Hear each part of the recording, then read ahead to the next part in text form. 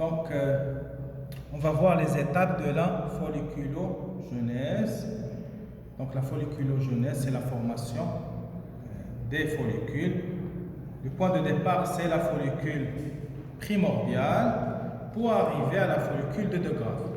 Donc, la follicule de De Graaf, c'est la follicule qui va donner naissance à l'ovule ou bien l'ovocyte. Donc, après cette étape, il y aura expulsion de l'ovocyte.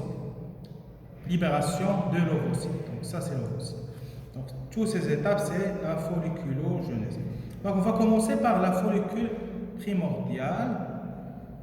Au niveau de la follicule primordiale, j'ai des cellules souches, des cellules germinales primordiales. Soit on dit des cellules souches, soit cellules germinales primordiales.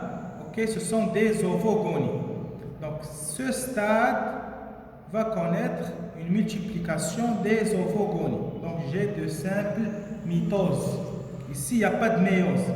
Donc, pour la follicule primordiale, il n'y a pas de méiose, il n'y a que des mitoses. Donc les ovogonies, les cellules souches vont connaître des simples mitoses. Donc à la fin du 4e mois, je vais avoir un stock, bravo, je vais avoir un stock d'ovogonies. Du coup, je vais avoir un stock d'ovogonies, donc je vais avoir un stock de follicules primordiales.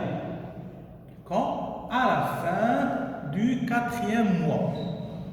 Un stock d'ovogonies. Et c'est ça ce qui explique la ménopause chez la femme. Je vais revenir sur la ménopause après. Donc, on voit bien la structure cellulaire. J'ai des cellules aplaties. Voilà, on voit bien clairement les cellules qui sont aplaties. Ok. Pour passer à la follicule primaire, on voit bien les cellules, ça devient cubique. Les cellules étaient aplaties. Et là, les cellules sont cubiques. Également, il y a la méiose 1. Parce que là, j'avais des ovogonies.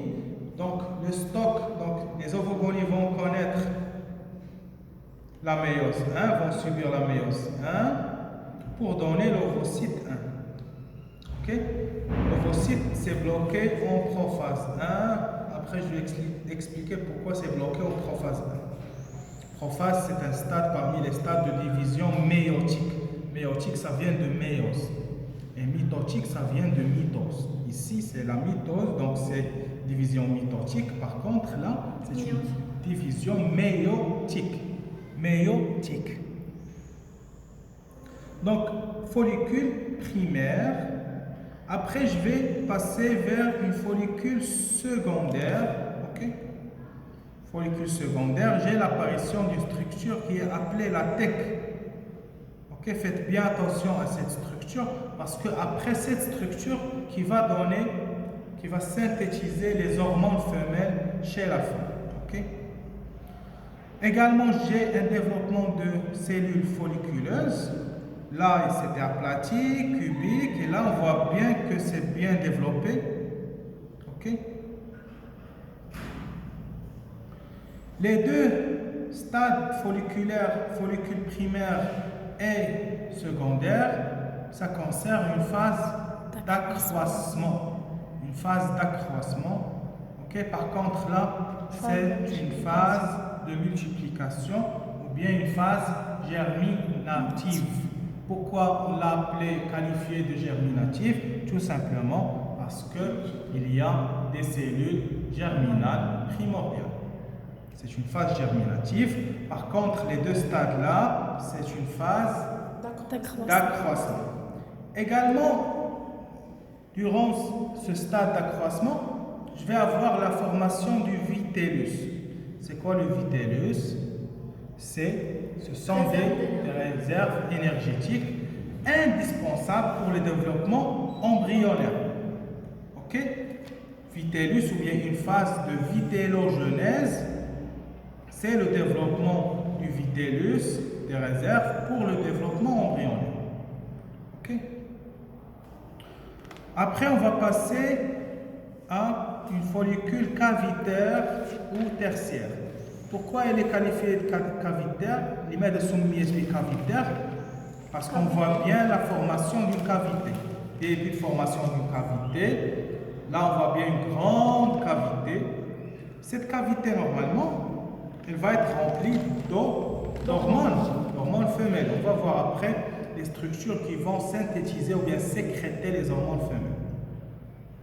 Donc, on voit bien l'apparition d'une nouvelle structure qui est la granulosa.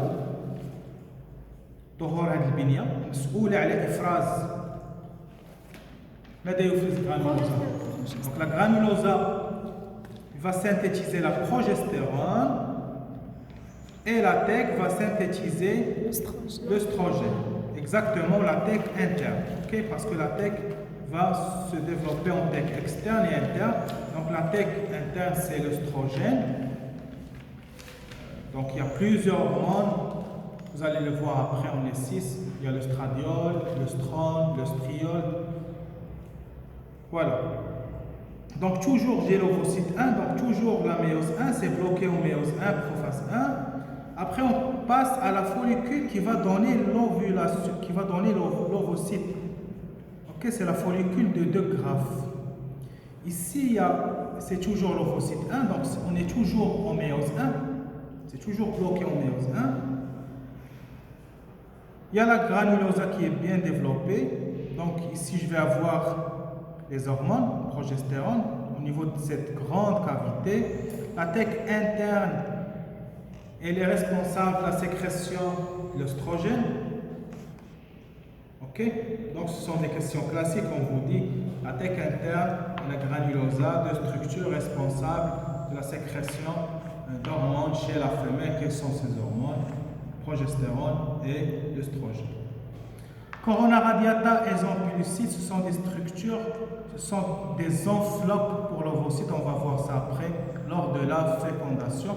Donc, ce sont les étapes de la folliculogenèse. Donc, on va faire un aperçu. Donc, là, c'est la follicule de De Graaf. On voit bien la libération de l'ovocyte. Ça, c'est au microscope électronique. Okay.